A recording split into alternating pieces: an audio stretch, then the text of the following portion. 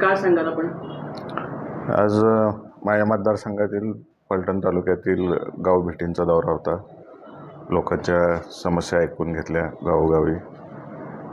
ज्या जागेवर प्रश्न मार्गी लावता येते ते त्या गावामध्ये लावले आणि जे काही विकास कामांच्या बाबतीतली निवेदन होते सगळ्यांचे ते स्वीकारून ते प्रश्न राज्य शासन केंद्राच्या अखत्यारीत येणारे जे विषय आहेत दोन्ही शासनाच्या मागे लागून पाठपुरावा करून घ्यायचं असे आश्वासनं देऊन आजचा हा दौरा पूर्ण केला. साहेब, भारत सरकारच्या वतीने किंवा भारतीय सैन्य दलाच्या वतीनं काल ऑपरेशन सिंदूर झालं, त्याबद्दल काय सांगाल?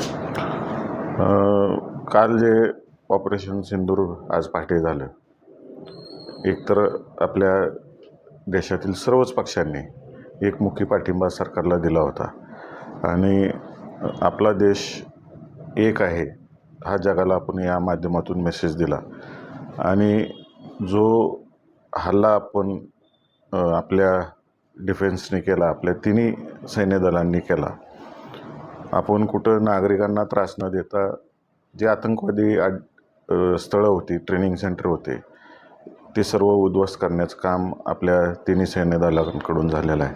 त्यामुळं मी सरकारचं आणि सैन्य दलाच्या तिन्ही सैन्य दलाचं अभिनंदन करतो की एक चांगली कामगिरी बजावली आणि एक अद्दल या माध्यमातून आतंकवाद्यांना घडवली. फलटण तालुक्याच्या पूर्व भागाचा आज दौरा केला. लोकांच्या काय काय अडचणी आहेत आणि त्या कशा सोडवण्याचा आपण प्रयत्न करणार? विकास कामाच्या बाबतीतले लोकांची निवेदनं होती, मग काही जिल्हा परिषदची होती, काही राज्य शासनाची. दुसरा विषय होता रेल्वेचे जे सर्वे चालू आहेत त्याचे ॲक्वायर कसे होणार, जमिनी काय होणार या बाबतीतली माहिती लोकांनी विचारली आणि त्या बाबतीतले त्यांच्या शंकेचं निरसन तिथं जागेवर केलेलं आहे. साहेब, गोखलीला शिवाजीराव गावडेंच्या इथं आपण पाणी प्रश्नाच्या संदर्भात भेट दिली, तर त्या नक्की पाणी प्रश्नाबाबत आपण काय सांगाल? गावडेंनी त्यांचा अभ्यास मला सांगितला.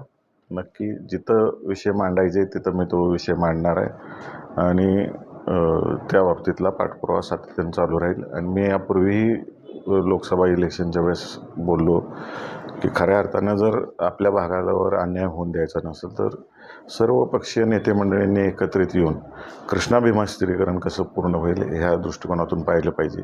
म्हणजे 6 जिल्हे आणि 31 तालुक्यांचा यातून प्रश्न सुटणार आहे. आणि मागेही मी बोललो की फडणवीस साहेबांनी यात पुढाकार घेतलेला आहे. पुराचं पाणी जे वाहून जाते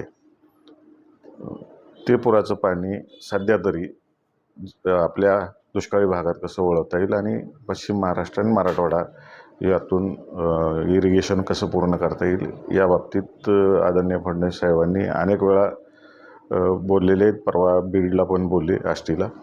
तर सकारात्मकता शासनाची दिसते आणि त्याचे सर्वे जेव्हा सुरू होतील तेव्हा मग निश्चित की आपले भागात कुठला वंचित राहणार नाही.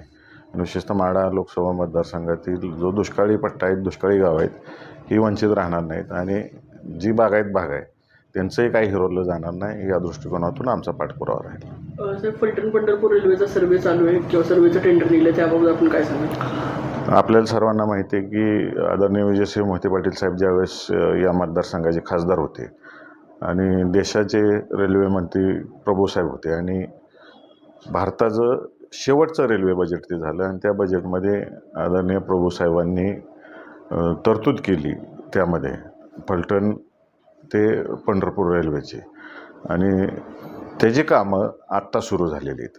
मी सातत्याने रेल्वे मंत्री, रेल्वेचे बोर्डचे चेअरमन आणि मुंबई GM आणि पुणे DRM, आपला हा रेल्वे लाईन पुणे DRMच्या अंडर येतो, या सर्वांशी सातत्याने संपर्कात आहे आणि निश्चितच आता सर्वे कंप्लीट झाल्यानंतर मग तो रिपोर्ट वरती जाईल. आजच्या घडीला